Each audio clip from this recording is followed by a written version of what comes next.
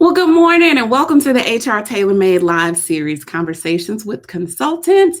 I'm your host, Dr. Tiffany Slater, and I'm the CEO of HR Tailor Made, the HR solution for small businesses. With these conversations, we hope to make it very clear that you don't have to wear all of the hats. And there are tons of amazing experts out there that are available to help us and help us grow our businesses. My guest today is an attorney who is committed to the advancement and growth of small businesses, specifically minority owned businesses. I am chatting with attorney Quinncy McNeal of Husch Blackwell. He manages Husch Blackwell's Communities for Change program.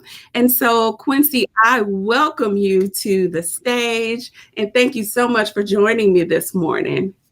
Tiffany, it is such a delight to join you. It is such a delight to join you. I think what you do is wonderful. I think this program is also wonderful. And I hope that I can provide information that's helpful to people out there.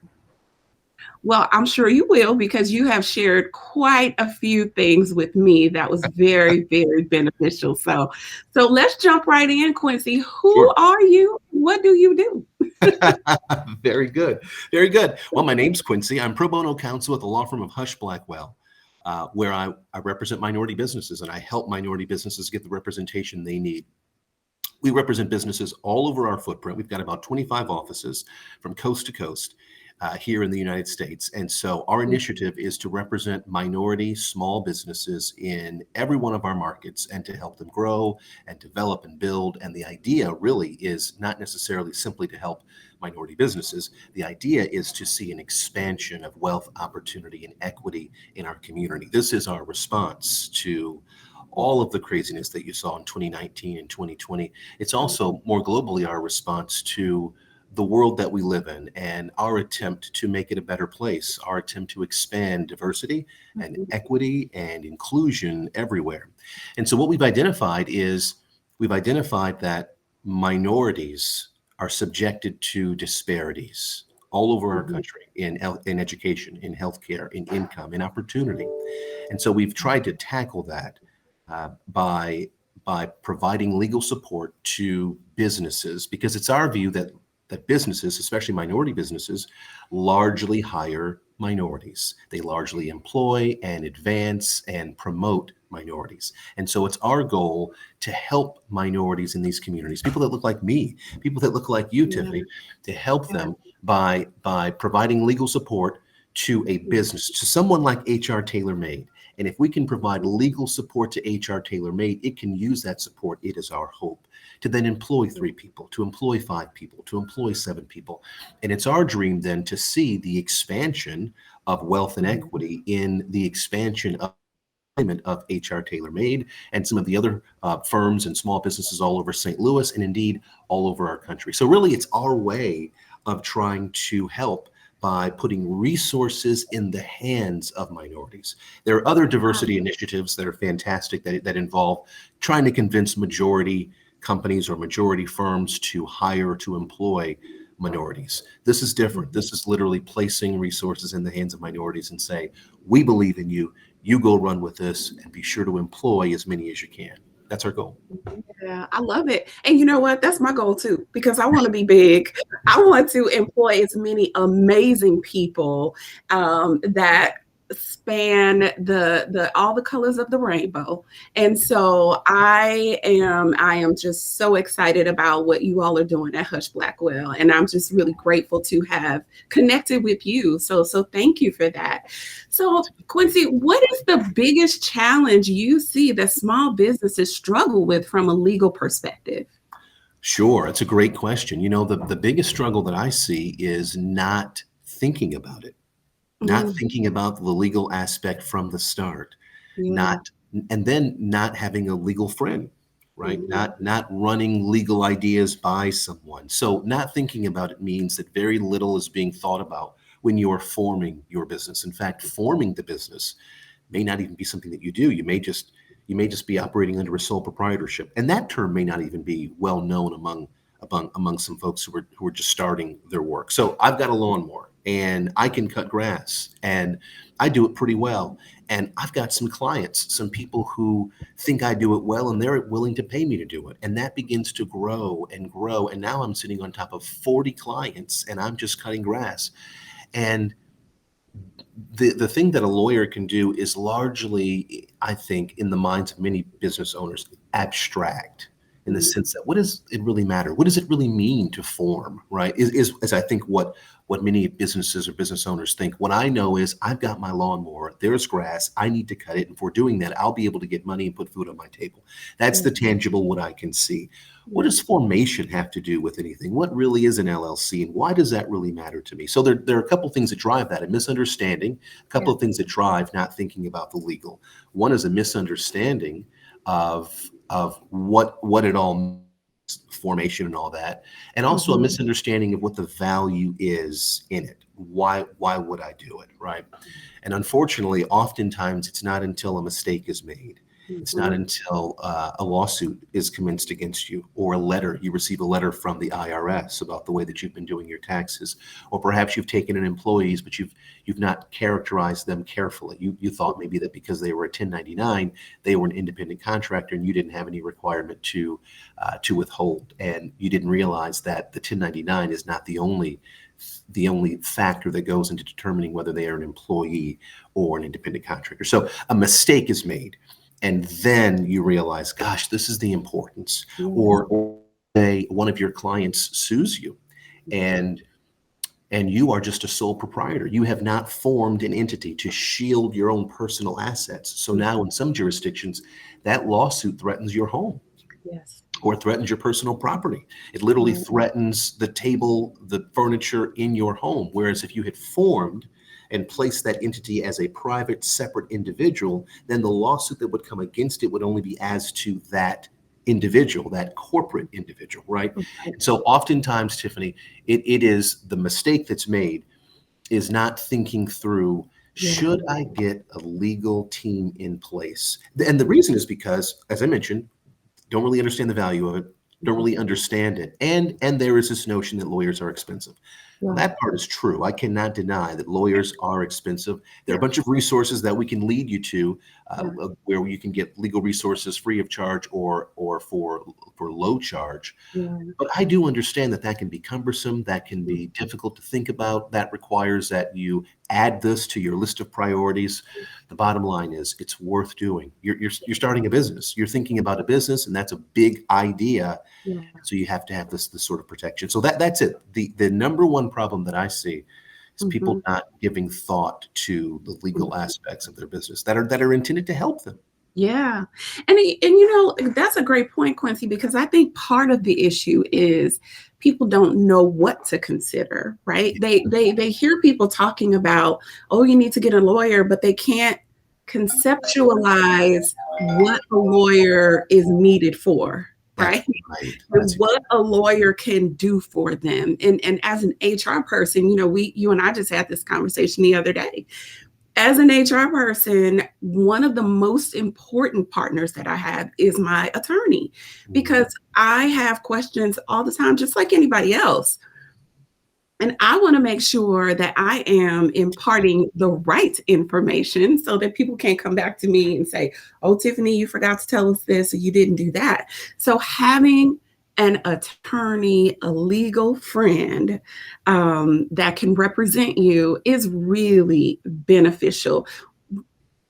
Yes, Tiffany, I'm so sorry. I didn't mean to cut you off there. Exactly. It's really beneficial. It's very helpful. The person who's mowing the lawns, like I mentioned, he may not be thinking about it in the same way that you're thinking about it. You're thinking about it like this. I believe what I'm telling is absolutely 100% true, right? This is the business that I do and I operate, and I'm happy to provide this information. Would it be helpful to have someone who is a lawyer take a look at some of this? Sure, it would be helpful. And so you engage lawyers and it's a smart thing for you to do. The guy with the mowing the lawnmower, he may not see the value. I'm mowing lawnmowers. What is the value really? The thing that I'm doing is just cutting grass.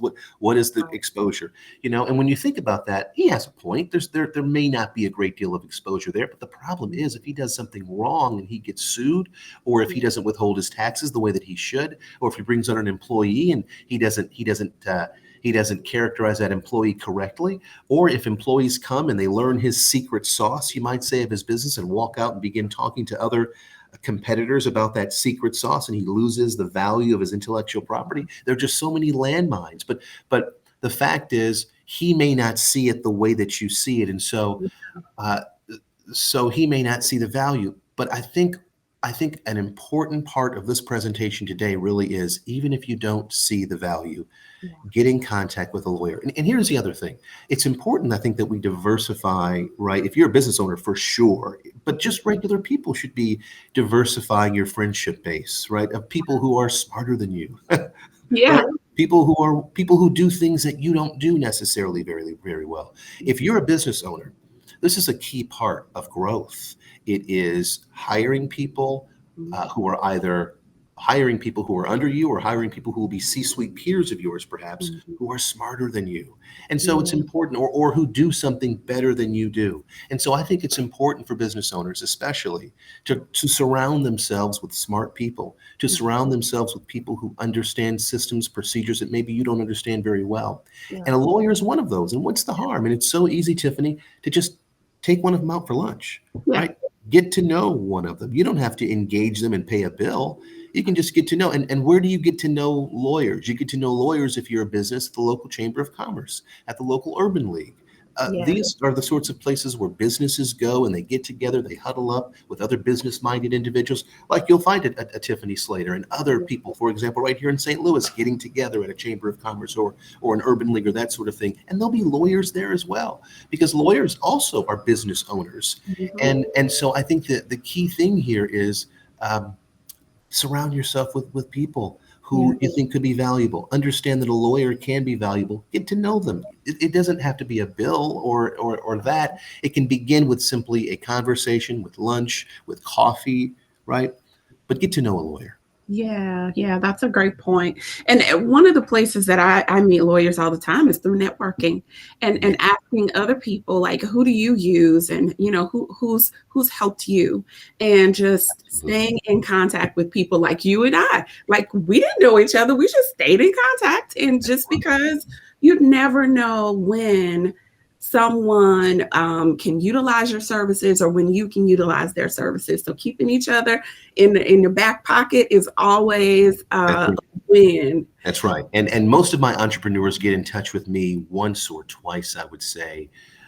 If well, they get in touch with me once or twice. If they get into our program, I get in touch with them more often. Mhm. But if they're not a part of our program necessarily, I get in touch with them once or twice, 3 times, maybe 4 times a year. Tiffany, you have reached out to me probably a half dozen times, Right. maybe more than that, in the time that we've known each other. Yeah. That is the kind of spirit that I want these other entrepreneurs to have. I want them to try to get in touch with, and not just a lawyer, with someone who will help you with your books, with an Yeah. accountant, with a marketing person, with a bank, right?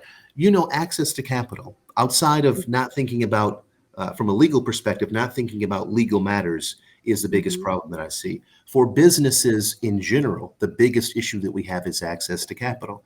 It's not the only issue, but it is a big issue, not having the capital that's needed.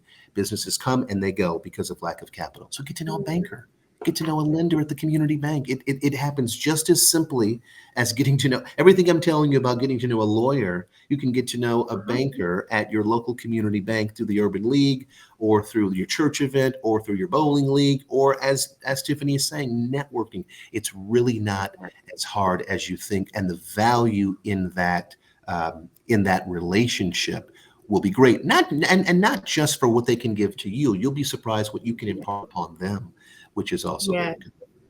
I love it. And Shay says, yes, yes, yes. So she's loving what we're saying. So thank you for Excellent. watching Good deal, today. Shelly. Yeah. And so, Quincy, how soon, at what point should a small business owner contact an attorney? Like when they're thinking about forming a business, or once they've started their business? How soon? It reminds me of a song by Drake, and that song begins, "Started from the bottom, now we're here." And he talks about how now the whole team's here, and Mm. and that song's got some questionable lyrics. So I'm only referring to this particular part of the song, and Okay. not endorsing the rest of the song. But I think you start thinking about that at the bottom, meaning at the beginning, Yeah. and you get your whole team together at the Yeah. beginning. And again, that doesn't mean that you're reaching out to a Husch Blackwell and trying to engage us for services and pay a Husch Blackwell bill. That's not necessarily what I'm talking about, or a Polzinelli bill, or another large law firm or medium law firm. I'm talking about connecting with people who are lawyers or accountants or bankers. In this case, we're talking about lawyers. I'm talking about through networking channels, getting to know people from Yeah. the beginning. Yeah. In an early stage, I think when you start thinking about your business, you should start thinking about the legal aspects of it. Well, I've got a business idea. The lawnmower example. I know that I can cut grass. I know that people want it. I know that I've got clientele. What do I need to do? The problem, Tiffany, and it's a legitimate problem, is Mhm. people don't know what they don't know, Right. right?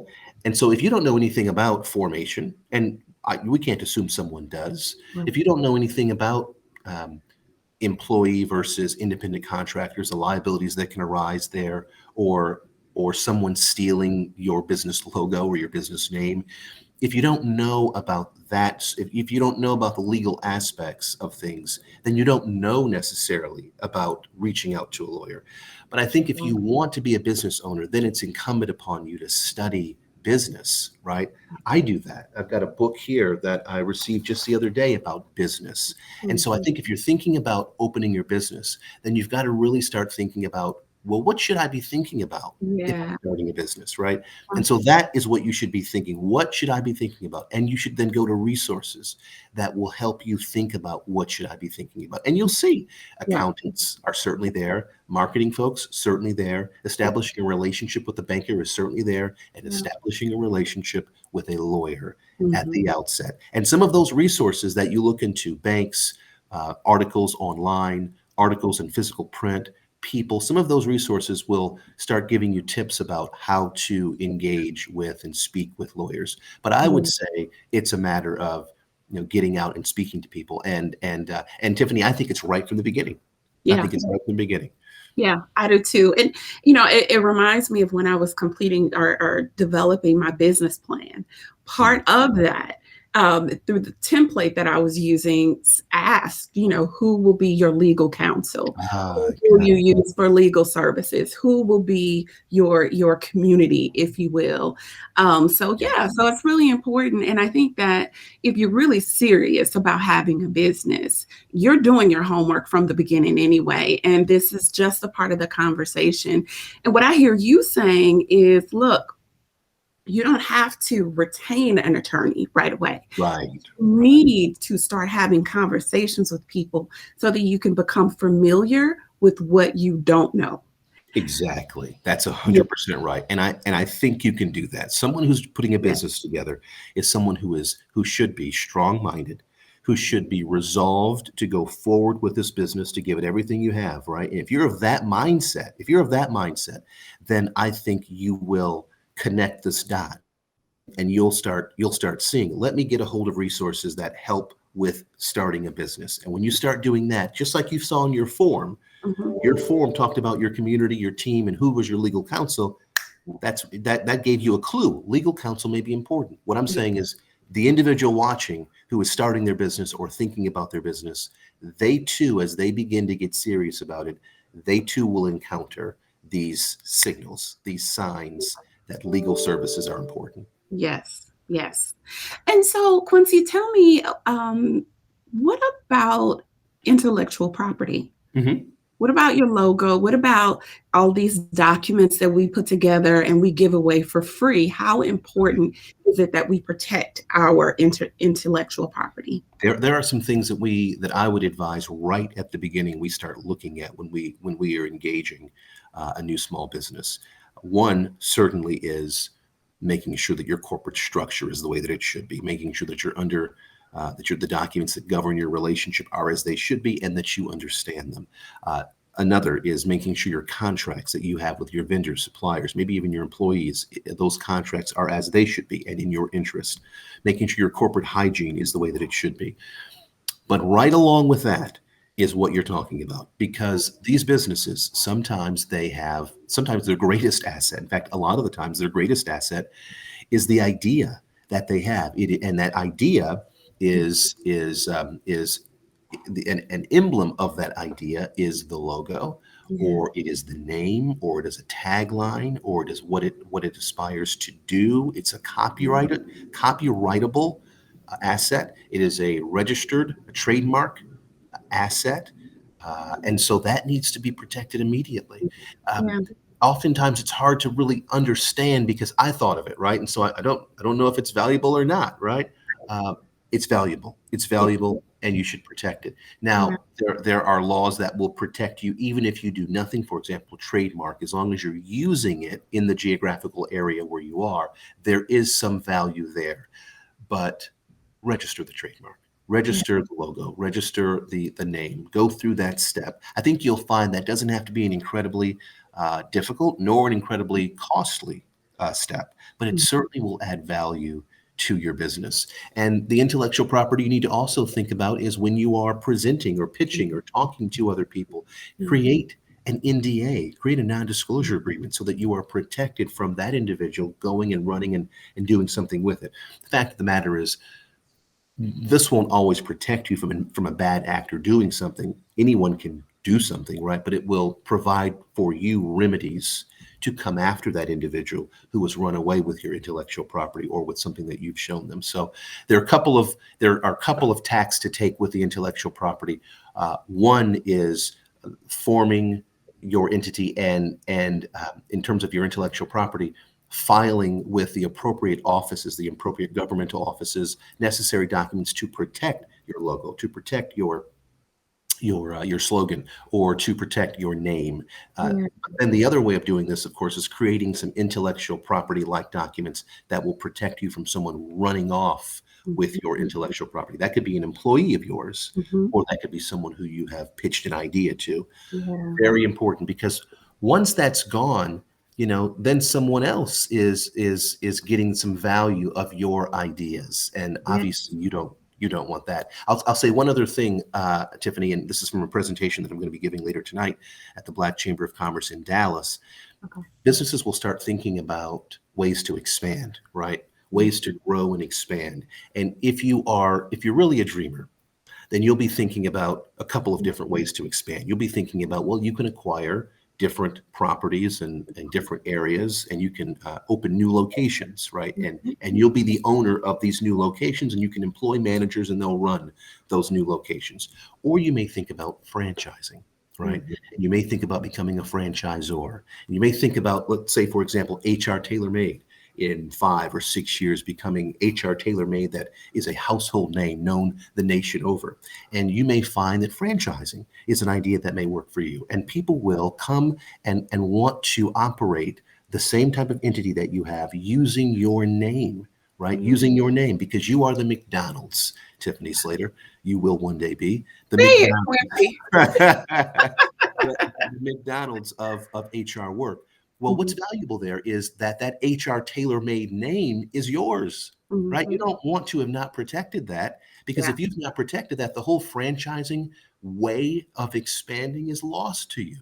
You haven't protected the name. If the McDonald's name wasn't protected, then people wouldn't have come to get locations under that name and give that fee to McDonald's, because the name, they could have just taken the name. You get what I'm saying? So I do. so that's another thing to think about with respect to your question about intellectual property. Intellectual Mhm. property is important for the strength of the business right now, but Yeah. it's also important for the possibility of that business Mhm. expanding, and specifically in the franchising type of mode. And remember, franchising is a way to expand, I think, and to become really rich. I mean, for lack of a better term, we always say that Right. wealthy people Right. work hard for their money, right? But they have to work hard for the money. Franchising is a way to have your money work for you, in the sense that Yeah. you're sleeping while the HR TaylorMade in Baltimore is operating and giving you the 5% fee, right? So Mhm. so that is a real strong way for the expansion of wealth in our Yeah. community through franchising, that is lost if you have not registered your trademarks and patented things as you should and copyrighted things as you should. So think about that. Okay. I hope Thank that's you. helpful. That was very helpful. Thank you so much, Quincy. And I want to be respectful of your time. So, how can people reach you? Absolutely. Please don't hesitate. Reach out to me at Husch Blackwell. You can go online, find us online. I can give you my the number to my direct line at the office if that's okay, Tiffany. I'm not sure that. Sure. Okay, sure. So you can reach me at 713-525-6253, 713-525-6253. Or you can reach me also online, Quincy.McNeal. Quincy's got two N's, CY, .McNeal, McNeal, at hushblackwell.com. Love to chat with you. A part of why I left the place where I was for 10 years and really enjoyed Mayor Brown, where I became a litigator and really cut my teeth in the law. A part of the reason why I left was because I wanted to come and work with businesses and help them grow and expand and develop. And I thought Husch Blackwell's initiative to do so was terrific. And so I'm here because I want to be here. And this is among the best jobs I've ever had. So I'm looking forward to hearing from you, to reaching out to you, to these business owners, and to speaking with you. That's why I sit at my desk. Yeah. So please do. Well, Shay definitely at Menagerie Coaching, she definitely enjoyed it and appreciated your presentation. And so thank you so much for being here this morning, Quincy. I'm sure that more people will chime in later once they have an opportunity to view it. So have a wonderful day and thank you so much. Thank you. Thank you, Tiffany. And thank you for what you're doing. This is such a resource to the community in which you live in. This is fantastic. Thank you. Thank you. Thank you so much. And I'll chat with you later, Quincy. Thank you. And so I'm so happy to have had this opportunity to have a conversation with attorney Quinncy McNeal. And thank you, Zenobia, for watching. I appreciate that. I mean, if you don't have an attorney, get one or have a conversation with one so you can understand some of the things that you could be potentially missing in your business. Make sure you protect your stuff. Your intellectual property is so important. And I so enjoyed talking to Quinncy McNeal today. And again, I am Dr. Tiffany Slater. Thank you so much for watching. I am the CEO and Senior HR Consultant for HR Tailor Made, the HR solution for small businesses. Be sure to sign up for our newsletter at our website, hrtailormade.com. Tell us what you want to know more about and who you want us to talk to. Tell me what questions you want answered. I am here for it because this show is for you. Next week, I'll be talking to artist Keith Turner. This guy is one of my favorites, and we go way back to high school, and I admire him so much because his hustle is real, you guys. And you know what? He has a philanthropic heart, and I just love it. So just join me next week, 10 a.m., same place, same time, and we'll be having a conversation among friends about business ownership and money, all the things that you might be interested in. I hope that you are. I hope to see you next week. Until next time, be kind to yourself, and thank you so much for joining.